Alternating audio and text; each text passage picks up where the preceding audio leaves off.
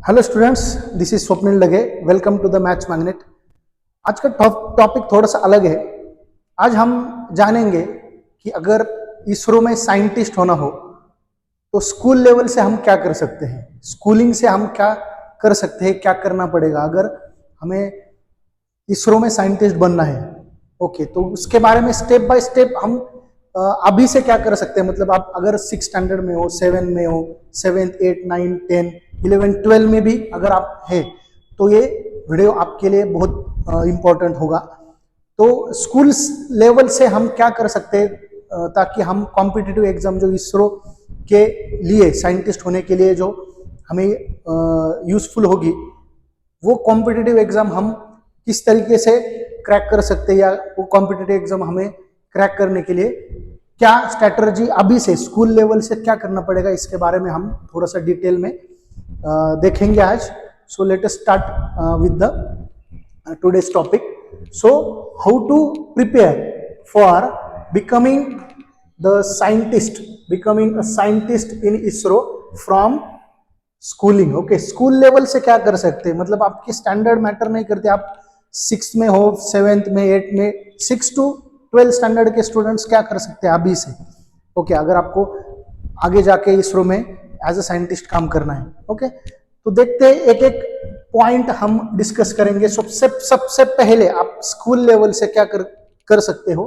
आपको फोकस करना है साइंस एंड मैथमेटिक्स, ये सब्जेक्ट्स के ऊपर आपको फोकस करना है। ओके, स्कूल लेवल से मतलब क्लास 6 to 10 या 12 स्टैंडर्ड, 11 12 में भी अगर आप हो तो अगर जिन्होंने साइंस लिया है, जिस स्टूडेंट ने साइंस लिया है 11 12 में, उनके लिए ये इजी हो जाएगा। ठीक है, तो स्कूल लेवल से मतलब स्टैंडर्ड 6 7 8 9 10 के स्टूडेंट्स क्या कर सकते हैं, तो हमें साइंस और मैथ्स के ऊपर फोकस करना है। ओके, तो build strong foundation in physics. Science में हमारा पर्टिकुलरली जो फिजिक्स है, फिजिक्स हमें ठीक से पढ़ना है, कंसेप्चुअली पढ़ना है, सिर्फ मार्क्स के लिए पढ़ना नहीं है। कॉम्पिटिटिव एग्जाम, कोई भी टाइप के कॉम्पिटिटिव एग्जाम में अगर आपको अच्छे मार्क्स लाने या क्रैक करने हैं कॉम्पिटिटिव एग्जाम, तो आपको सिर्फ मगअप करने से या लर्न करने से मार्क मिलेंगे नहीं, आपको कंसेप्चुअली स्टडी करना पड़ेगा। आपको फिजिक्स के आपके कंसेप्ट बेसिक लेवल से 6 स्टैंडर्ड से 10 स्टैंडर्ड तक के बेसिक जो साइंस के फिजिक्स के जो बेसिक कंसेप्ट है वो आपको क्लियर करने पड़ेंगे। क्लियर करने के लिए पढ़ना पड़ेगा। उसके बाद आपको मैथमेटिक्स के बेसिक कंसेप्ट क्लियर करने पड़ेंगे। सिमिलरली आपको जनरल साइंस के भी जनरल साइंस ये भी जो सब्जेक्ट है उसे डीपली पढ़ना पड़ेगा। डीपली इन द साइंस आपको उसमें कुछ पीएचडी नहीं करनी है, आपको डीपली पढ़ना है। मतलब आपके टेक्स्ट बुक में जो भी टॉपिक्स है वो आपको कंसेप्चुअली पढ़ने हैं। ओके, लॉजिकल रीजनिंग, इसके अलावा कुछ सब्जेक्ट है logical reasoning and analytical thinking. मतलब ये सब्जेक्ट्स अगर आपने 5th स्टैंडर्ड 8th स्टैंडर्ड के कॉम्पिटिटिव एग्जाम, स्कॉलरशिप एग्जाम अगर आपने दिए हैं, अगर आपने ओलंपियाड के एग्जाम्स अपेयर किए हैं, तो आपको ये जो टॉपिक्स है ये समझ में आए होंगे मैं क्या किस चीज के बारे में बात कर रहा हूँ। Logical reasoning and analytic thinking के ऊपर हमें कंसेप्चुअली पढ़ना है। ओके, तो अभी से क्या करना पड़ेगा, तो हमें क्यूरियस होना पड़ेगा। ओके, अगर आपको इंटरेस्ट है, ओके, स्पेस में इंटरेस्ट है या साइंस में इंटरेस्ट है, तो आपको क्यूरियस होना पड़ेगा। और वॉच स्पेस एंड डॉक्यूमेंट्रीज, तो स्पेस के ऊपर जो डॉक्यूमेंट्रीज होती है या यूट्यूब चैनल्स होते हैं वो आपको सब्सक्राइब करने होंगे, वो आपको देखने पड़ेंगे डिटेल। मतलब एक दिन में नहीं होगा, लेकिन धीरे धीरे हमें 5-6 साल अपने पास है टाइम। ओके, उससे ज्यादा है, 10 साल अपने पास है। अगर कोई स्टूडेंट 6 में है तो उसके पास मोर देन 10 ईयर्स है इसका प्रिपरेशन करने के लिए। ओके, सो हमें रीड करना है रॉकेट्स के बारे में, सैटेलाइट्स के बारे में, जहां पे जो जो डॉक्यूमेंट्स हमें मिले वो रीड करना है। रॉकेट्स मिशन, इसरो के जो अलग अलग मिशन होते हैं उसके बारे में हमें पढ़ना है या सुनना है। जैसे भी आपको इंफॉर्मेशन मिले, चंद्रयान, मंगलयान, आदित्य L1, ये जो इसरो के प्रोजेक्ट्स है बड़े बड़े, इसके बारे में आपको रिसर्च करना है। रिसर्च इन द सेंस आपको उसके बारे में पढ़ना है, बेसिक लेवल के बारे में पढ़ना है, इंफॉर्मेशन कलेक्ट करना है।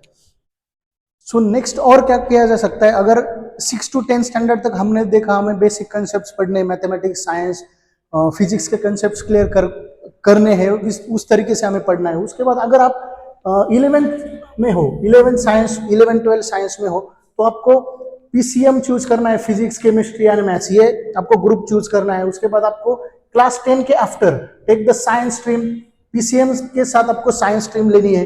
आपको उसमें 85 to 90% लाने हैं।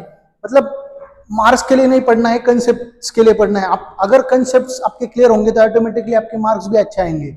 Okay, so specially in the physics and mathematics आपको 80 to 95% होनी चाहिए। Appear for competitive exams after 12th के बाद जितने भी कॉम्पिटिटिव एग्जाम्स है, मतलब जेई है, जेई एग्जाम आपको देना पड़ेगा। अभी नेक्स्ट स्लाइड्स में हम उसके बारे में देखेंगे। सो एंटर करने के लिए, इसरो में एंटर करने के लिए क्या करना है, हमें साइंस और इंजीनियरिंग डिग्री लेनी है। Okay, from the good college.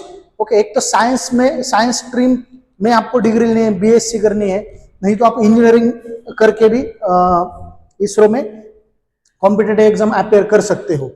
तो क्या कर सकते हैं, यहाँ पे दो पाथ्स है, there are two paths. Okay, दो पाथ्स है। फर्स्ट पाथ जो है पाथ ए, इसमें आप इंजीनियरिंग कर सकते हो। कॉमनली यही अगर इसरो में आपको एज ए साइंटिस्ट काम करना है तो आपको इंजीनियरिंग करना पड़ेगा। उस दूसरा भी पाथ है, उसके बारे में नेक्स्ट बात करेंगे। Appear for JEE main exam है, जेई की जो दो एग्जाम्स होते हैं, मेन एंड एडवांस एग्जाम आपको अपियर करना पड़ेगा, देना पड़ेगा, अच्छे मार्क्स लाने पड़ेंगे।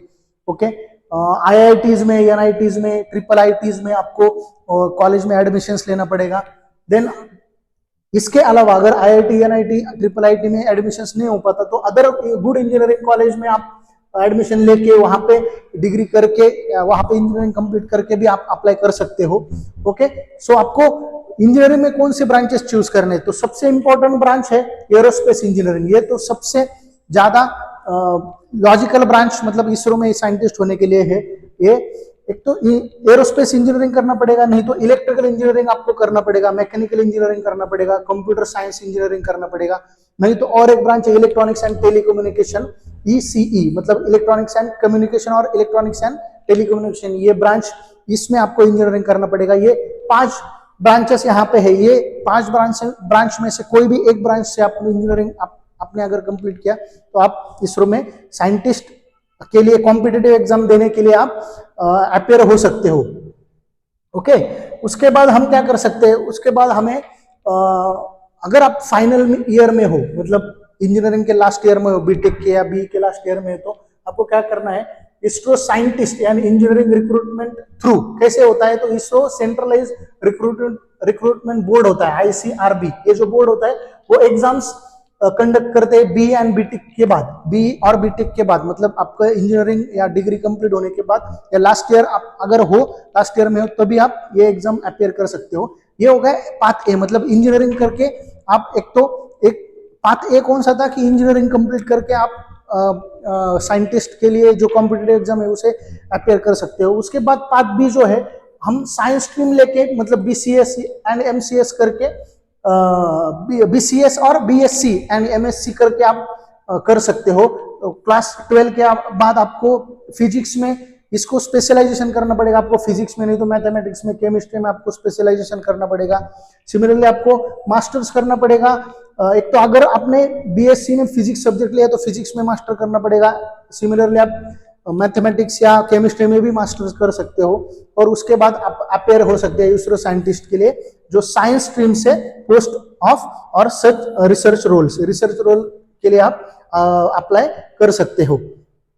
उसके बाद जो फोर्थ पॉइंट हमें इंपॉर्टेंट है वो है keep track of ISRO recruitment exams. ISRO जब अलग अलग एग्जाम्स लेते हैं तो कंडक्ट करते हैं, तो आपको उसके लिए आपको अपडेट रहना पड़ेगा। इसरो कंडक्ट रिक्रूटमेंट थ्रू आईसीआरबी के अंडर, उनका जो रिक्रूटमेंट बोर्ड है उनके अंडर वो एग्जाम्स लेते हैं, कंडक्ट करते हैं, वो आपको उसके टच में रहना पड़ेगा। देन गेट स्कोर से भी गेट एग्जाम देके, मतलब graduate aptitude test for engineering, ये टेस्ट देके भी आप इसरो में अप्लाई कर सकते हो।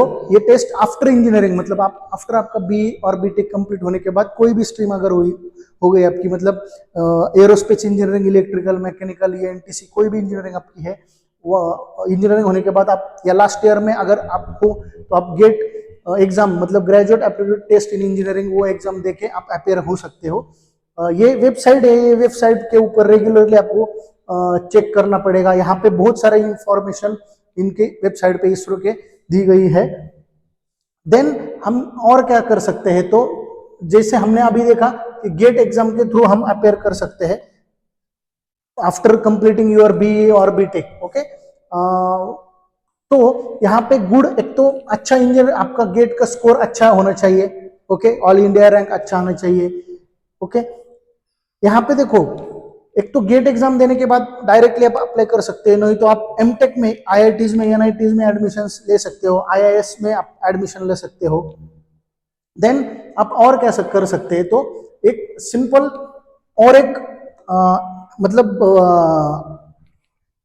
स्टडी के अलावा हमें क्या करना पड़ेगा या क्या कर सकते हैं स्कूल लेवल से हम, तो हमें क्यूरियस रहना पड़ेगा, बिल्ड प्रोजेक्ट्स, कॉम्पिटिशन्स में आपको पार्टिसिपेट करना पड़ेगा, साइंस फेयर्स ज्वाइन करने पड़ेंगे, छोटे छोटे मॉडल्स आपको बनाना है, मतलब सीखना है एक्चुअली, प्रोटोटाइप मॉडल्स आपको बनाना है स्कूल लेवल से, पार्टिसिपेट इन ओलंपियाड से, ये ओलंपियाड है एग्जाम है, कॉम्पिटिटिव एग्जाम से, इसरो क्विजेस होते हैं, उसमें कंपटीशन में आपको पार्टिसिपेट करना है, विज्ञान प्रसार प्रोग्राम्स होते हैं इसरो के, उसमें आपको कंपटीशन में पार्टिसिपेट करना है।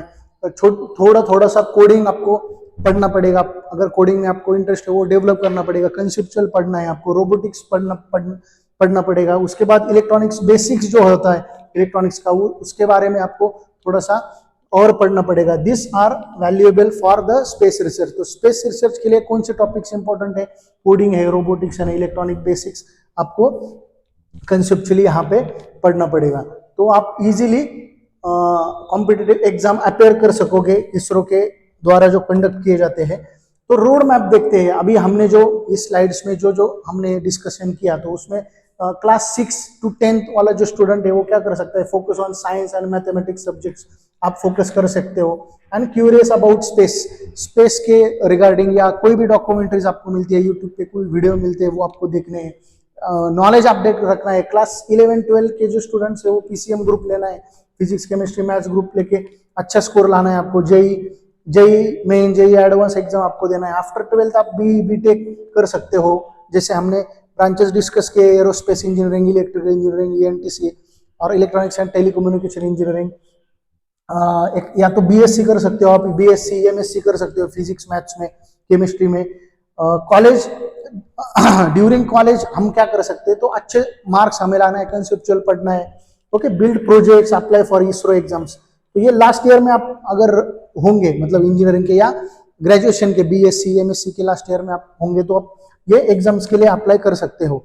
ओके, उसके बाद हमने देखा कि आईसीआरबी, ये जो बोर्ड होता है, ये रिक्रूटमेंट करता है, इसरो डायरेक्टली रिक्रूटमेंट करते हैं। गेट एग्जाम के बाद आप ज्वाइन कर सकते हो इसरो साइंटिस्ट रिक्रूटमेंट, ये गेट एग्जाम के बाद या आईसीआरबी ये एग्जाम्स जो इसरो कंडक्ट करता है उसमें आपको अपेयर होना है। उसके अलावा कुछ इंपॉर्टेंट टिप्स है यहाँ पे, आपको इसरो की वेबसाइट है ऑफिशियल, यहाँ पे आपको रेगुलरली यहाँ पे अपडेट्स लेने हैं। ओके, यूट्यूब चैनल से इसरो के, विक्रम साराभाई स्पेस सेंटर जो है अपना, उसके कुछ यूट्यूब चैनल्स है, उसके बारे में आपको देखना है। ओके, स्पेस साइंस एजुकेटर्स के जो यूट्यूब चैनल्स है वो आपको देखने हैं, वो अच्छे से समझने हैं।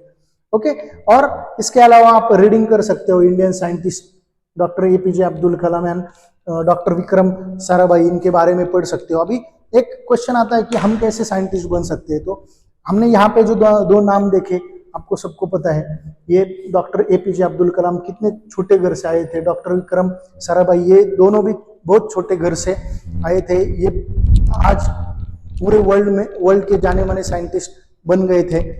ओके, तो हम भी कर सकते हैं, अगर ये लोग कर सकते हैं तो आप जो वीडियो देख रहे हो आप भी कर सकते हो। आपको सिर्फ गाइडेंस चाहिए, ये गाइडेंस आप स्कूल लेवल से आपको प्रिपरेशन, उस तरीके का प्रिपरेशन आपको करना है।